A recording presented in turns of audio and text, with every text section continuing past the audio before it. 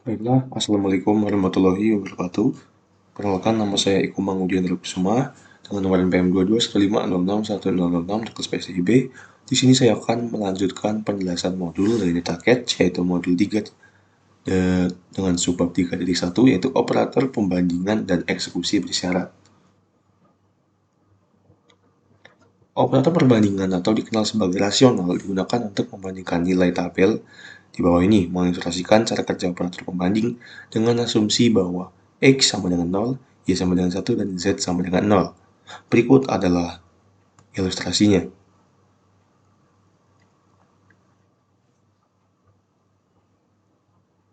Kemudian ada operator kesetaraan. Untuk menanyakan pertanyaan ini, kita menggunakan operator-operator yang sama dengan lupakan perbedaan penting ini. Sama dengan satu ini adalah operator penugasan, misalnya A sama dengan B, menugaskan A dengan nilai B. Sedangkan yang ini adalah operator pernyataan yang sama dengan yang dua.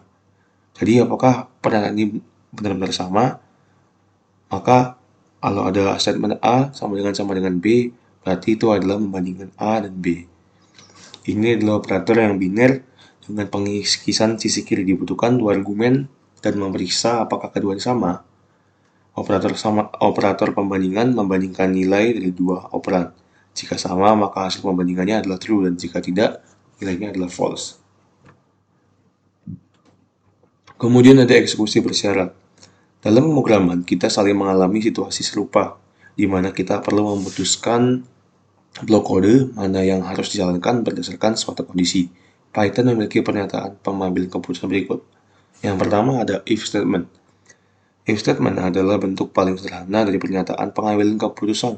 Dibutuhkan ekspresi dan memeriksa apakah ekspresi bernilai true. Maka blok kode di pernyataan if akan dieksekusi. Jika ekspresi bernilai false, maka blok akan dilewati. Berikut adalah sintaks dari if statement.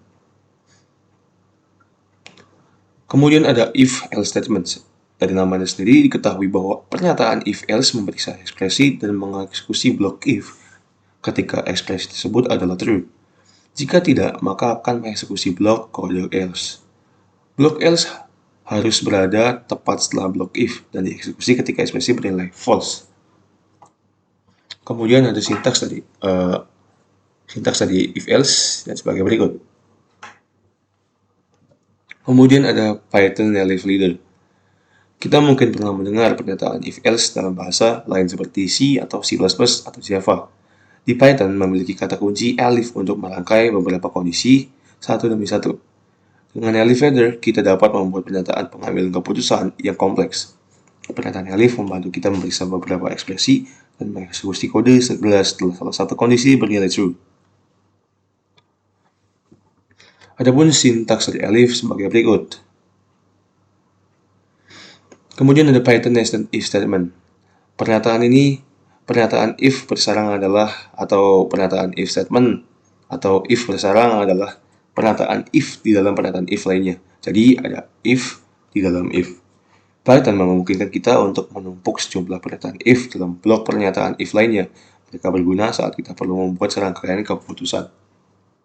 Dan ada pun dari sintaks dari nested if sebagai berikut.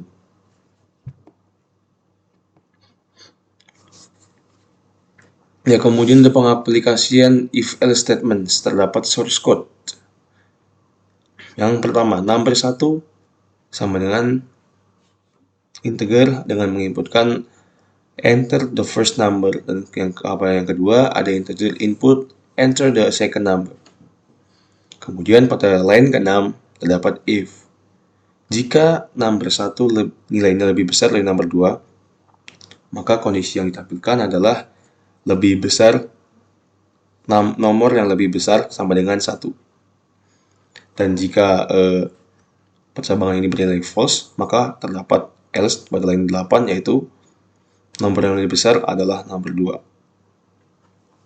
Kemudian di line 12 terdapat print the large number is, yang number paling besar adalah, dan terdapat large number.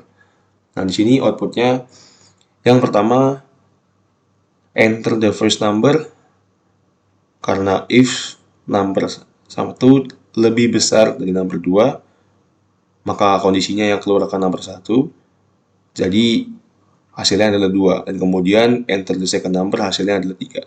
Dari 2 dan 3, the largest number adalah 3. Atau yang lebih besar adalah 3.